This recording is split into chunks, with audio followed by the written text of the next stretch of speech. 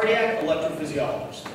I'm with Cardiology Associates Medical Group down in Ventura, and I'm the Director of Electrophysiology Services at the Community Memorial Hospital down there. I give a fair number of these talks, and probably the first thing I always have to explain is what is an electrophysiologist. This is a question that comes up fairly commonly, as you might guess, because a lot of people just don't know what we are.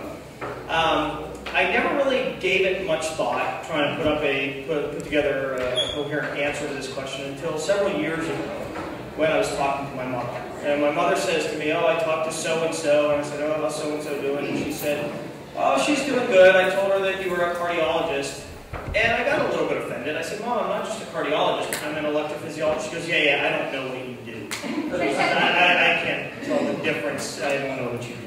And I said, "No, Mom, I'm the electrician of the heart." And I said, "Oh, I might keep that phrase because it's probably the simplest way to explain to people what I do."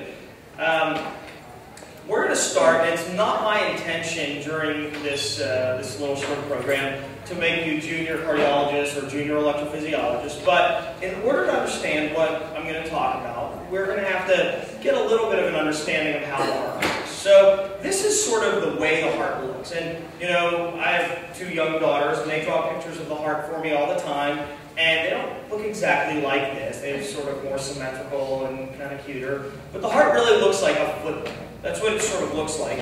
And if you peel away the front layer of the heart, what you see is that the structures underneath show us that there's four parts to the heart. There's two upper chambers and two lower chambers. There's valves in the heart. And if you look at the picture up there right now, everything in yellow is electrical wiring in the heart. So a lot of people don't recognize this, but the heart has sort of its own set of plumbing and its own set of electrical wiring. The electrical wiring I'm showing you is not readily apparent. You can't just cut a heart open and just sort of see it, but it's in there. And this is what people like me and other electrophysiologists do. We study the electrical wiring of the heart, and we try to treat electrical problems in the heart.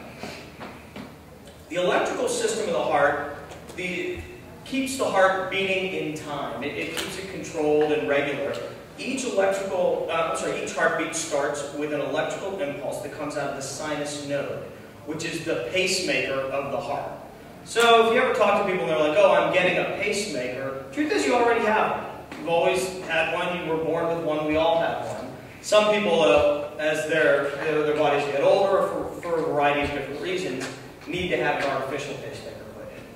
But there's electrical wiring here, the pacemaker of the heart, and then those electrical impulses spread throughout the upper parts of the heart, then through this specialized electrical wiring to the bottom parts of the heart. So the upper parts are the atria. The atria will squeeze, and then the ventricles when the electrical wiring conducts those electrical impulses to the bottom. So, just like your house has a ton of electrical wiring, and problems can arise in a variety of ways. Same thing with the heart. You can look at, even to the layman's eye, you can look at the picture over there, and then as I put this picture up, this is a picture, an animation, of an arrhythmia, a heart rhythm disturbance. This is one called AVMRT. There's several different kinds of arrhythmias. But even just looking at this, comparing the animation on the left to the animation on the right, you guys can tell that they look different. And the difference here is that there's extra circuitry that allows this circuit to go on and on and on and on, and this is usually considerably faster than the normal heart's rhythm.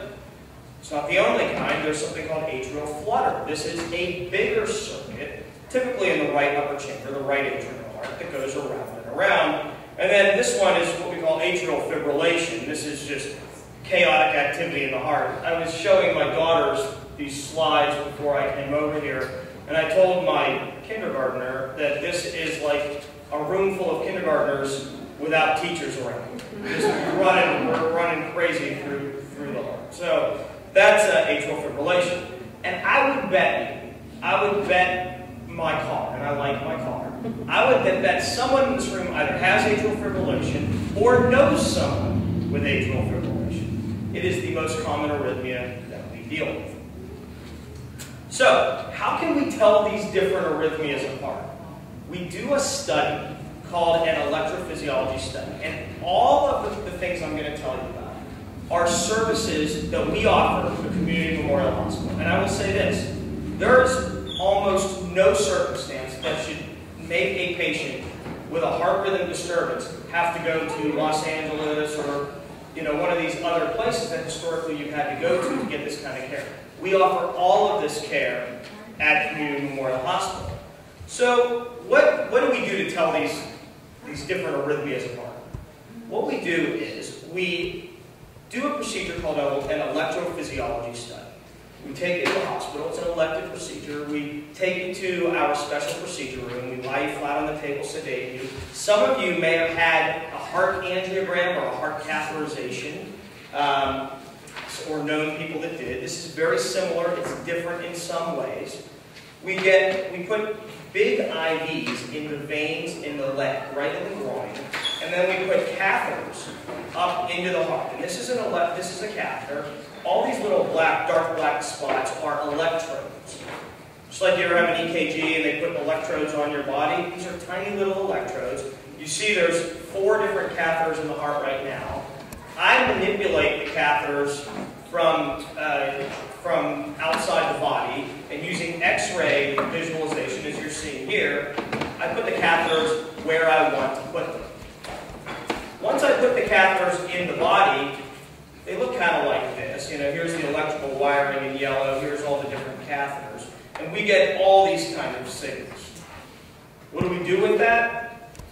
Well, I always tell people the difference between this, which is a normal electrocardiogram, it's an electrocardiogram that we can obtain in your office, that we just record in the office.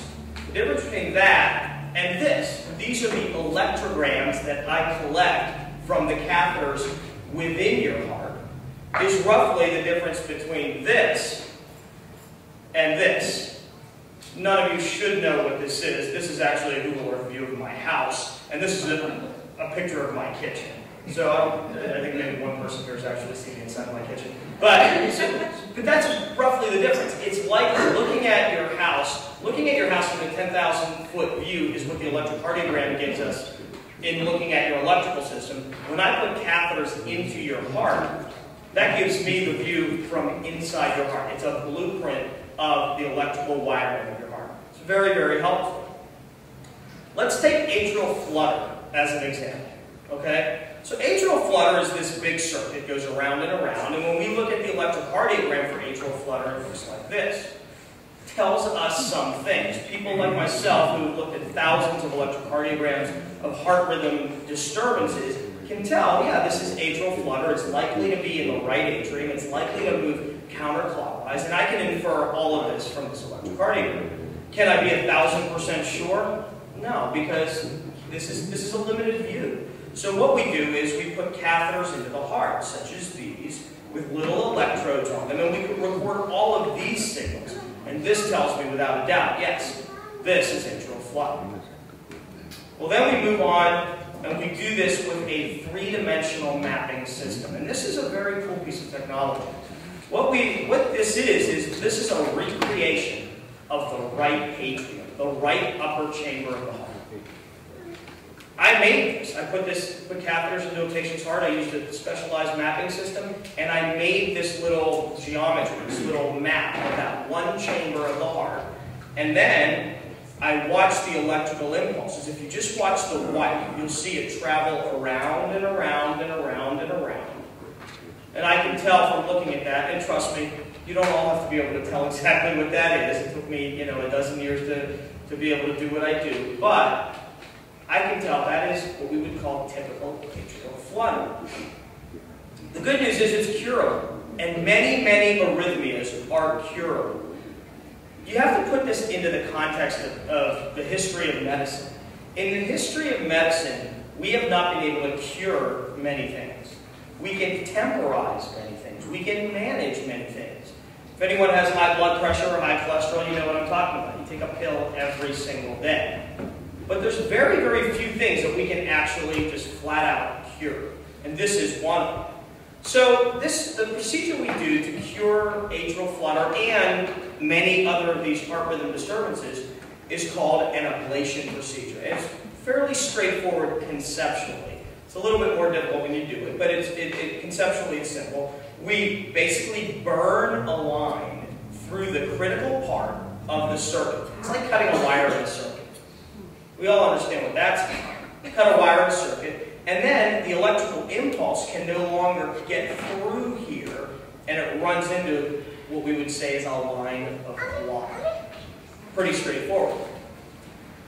We do this in our three-dimensional mapping system. All these little white dots are areas where I've burned. I've kind of, you remember the circuit was going around and around and around like this. I just put a line right through the middle of it, burned right there, and now this impulse runs into that line, and it has nowhere to go, and it stops, and it dies out, and there's no more atrial flutter. How successful is ablation therapy? It's pretty successful. 90% success rates for atrial flutter in a common arrhythmia called SVT. Atrial fibrillation, the success rates are a little bit lower, 60 to 80%. But still, that's significantly better than medical therapy. So we're making good advances in some arenas, and we're still working on other arenas, but we're doing very, very well. Ablation therapy is really a mainstay of treating people with heart rhythm disturbances. The great white shark of arrhythmias is something else. It's the deadliest arrhythmia we deal with, and it's called ventricular fibrillation. And this is something that everyone's seen. If you've ever watched MASH or Scrubs or ER or any show, you see this. It's an electrocardiogram. You see some regular beads and some extra beads. And then you see something that looks like this. This is ventricular tachycardia. This is a hallmark of a deadly arrhythmia. And in this instance, ventricular tachycardia moves into ventricular fibrillation. Ventricular fibrillation is what kills more people in this country than anything else. And I'll bet you most people in the room and most people in the country don't know that. But ventricular fibrillation is basically a deadly arrhythmia. So that's something we have to deal with. Before we get into the definitions of, or talk about ventricular fibrillation and treatments, we need to sort of define a couple of common terms. We need to separate heart attack from cardiac arrest. And these are two terms that, if you listen to the lay press or read the papers, or you'll hear so-and-so died of a heart attack, and in the same paragraph will talk about cardiac arrest, but they use the terms interchangeably, and they are not. They're really sort of apples and oranges. So let's look at this. A heart attack is also known as a myocardial infarction, and it is a plumbing problem due to blocked arteries. So the heart is a muscle. And muscle needs blood and oxygen. And it gets it from special arteries called the coronary arteries. When they get blocked, you see people, the classic, example is Red Fox from Sanford and Son, like clutching his chest. Oh, it's the big one, that kind of thing. But it's that chest pain, chest discomfort that leads to heart attacks. Now, cardiac arrest is a little bit different. This is sudden cardiac death. And sudden cardiac death and cardiac arrest can occur as the result of a past heart attack. So, you end up with this arrhythmia, ventricular fibrillation, that I just showed you. And typically what happens is that it can occur in the setting of a heart attack. Someone's having a heart attack and they have the arrhythmia, or they have a heart attack, and then months and years go by, and then they have the arrhythmia. So it's potentially a little bit like the ticking time bomb. So let's walk through this a little bit. This is the heart in a normal rhythm with normal open arteries. Let's say that this artery right here gets blocked. No blood gets anywhere past it. And what happens to the heart that doesn't get blood? It dies and scar tissue forms. That scar tissue can lead to ventricular fibrillation and cause sudden cardiac death. And keep in mind, it can happen months later, years later. But we've done good studies to try to figure out who is at risk for this. This is what I was talking about before. Sudden cardiac arrest, sudden cardiac death, causes more deaths every single year than any other single cause in this country. And that's a fact that is probably lost on many people. I mean, you see people with these ubiquitous yellow wristbands, and the pink ribbons, and that's not to say those are not important causes. They're very important, but we as cardiologists and electrophysiologists perhaps have done a poor job of making the community aware of what is most likely to be a danger to them. Look at it this way. It accounts for more deaths annually than lung cancer, breast cancer, and AIDS put together. It accounts for almost 1,000 deaths a day in this country alone, and it is 95% fatal at its first presentation. Those are pretty awful statistics, but there's something we need to be aware of. So, who is likely to have sudden cardiac death? People with damaged heart muscle. We just showed you why. Scar tissue forms, and that scar tissue can give rise to this arrhythmia. What's the best indicator of a damaged heart? The ejection fraction. I'm going to ask you a question. How many of you know what your cholesterol is? More than that, probably, right? How many of you know what your ejection fraction is? How many of you know what an ejection fraction is? Right? Okay. So here it is. It's a number that we can get non-invasively that can predict your risk of death.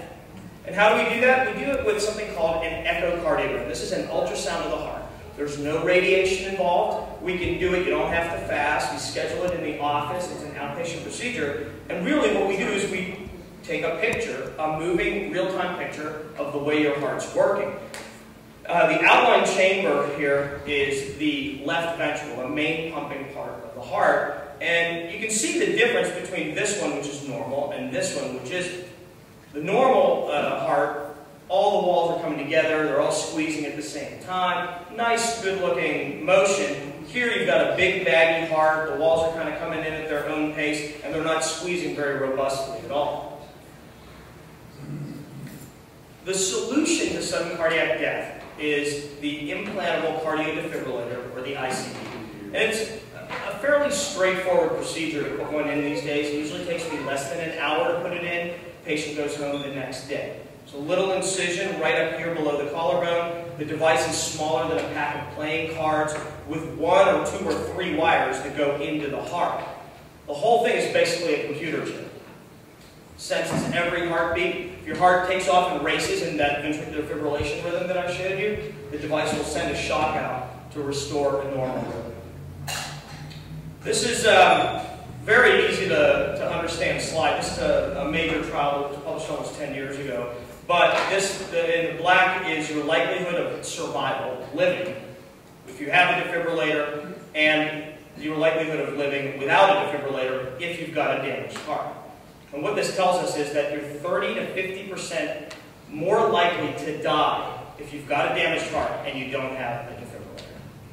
So that's a big deal, and this is a trial that really changed the way we practice medicine. 98% of people who go into ventricular tachycardia or ventricular fibrillation, the deadly arrhythmias, can be saved with a defibrillator. Remember what the odds were of dying if you don't have it? 95%. So it completely flips your odds. There's only one conclusion here, and that's ICDs save lives. Typically not in this fashion. This is a defibrillator. This is what a defibrillator looks like. This is a bullet in a defibrillator. This is a slide that's been passed around for eons. Some guy, I guess, had a defibrillator and clearly got into an altercation and someone shot him. And his defibrillator got between his heart and the bullet. So, you know, they save lives. This is a very odd way.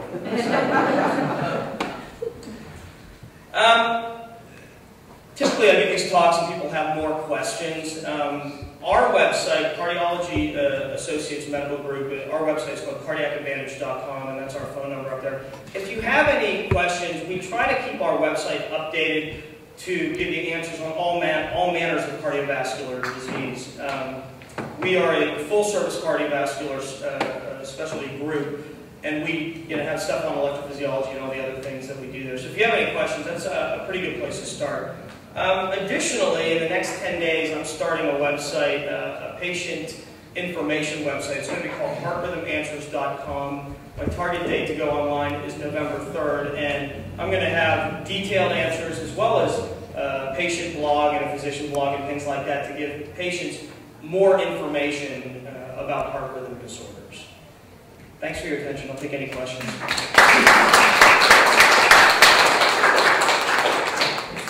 Yes, ma'am. The difference between a pacemaker and a defibrillator? So the question was, what is the difference between a pacemaker and a defibrillator? Very good question.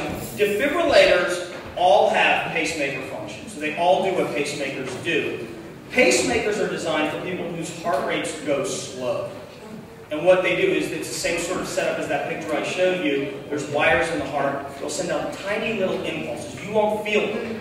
Tiny little impulses that will make the heart squeeze if your heart goes too slow. A defibrillator is different in that it will do that, but it will also be able to monitor your heart, and if it goes too fast in a potentially deadly rhythm, it'll send out a big jolt of energy, a shock that will restore it normal. And you will feel that. Yeah, I have a defibrillator. Okay, then you know. Yes, ma'am, in the back. Do any of those heart arrhythmias or whatever, are any of them caused by electrolyte imbalance? So the question was, are any of the arrhythmias we talked about caused by electrolyte imbalances? Typically, the arrhythmias exist because the heart has something that allows them to exist, some physiological or structural property that allows them to exist. But not all the people that have those, the substrate, as we would say, for the arrhythmia will go into the arrhythmia. Electrolyte imbalances can trigger the arrhythmia. So you may have the sort of the underlying cause for the arrhythmia present in your heart, but the trigger for it may be that you work out a lot in the sun, get dehydrated, electrolyte disturbance, and boom, you go into the arrhythmia. Over here, yes? What's a heart murmur? A heart murmur is a sound that we can hear when listening to the heart, examining the heart, that indicates flow through the heart. Now, there are some murmurs that are nothing to worry about, and some murmurs that can be the signs of either leaky valves or very stopped up blocked valves. Anyone else? Yes, sir. 30 years, and all I've been on is just blood thinners. Should I go? I don't have a problem, but should I go further with it? So the atrial fibrillation could be a whole talk on its own, and I do that one pretty regularly. But the question is, if you've had long-standing atrial fibrillation, you don't have any symptoms from it, and you're on a blood thinner, is there any need to go further with it? Typically not. Typically not. Blood thinners are the key treatment to reducing the risk of stroke with atrial fibrillation. If you are functioning well and not really having symptoms, there may not be a reason to go further. The ablation procedure for atrial fibrillation is actually very effective, more so in the earlier stages of atrial fibrillation. Once you've had it for a long time, the effectiveness goes down. We're kind of really studying hard why that is and what we can do to improve it. But typically, if you're doing okay, that might not be a reason to get an ablation. It's worthwhile to talk to your doctor.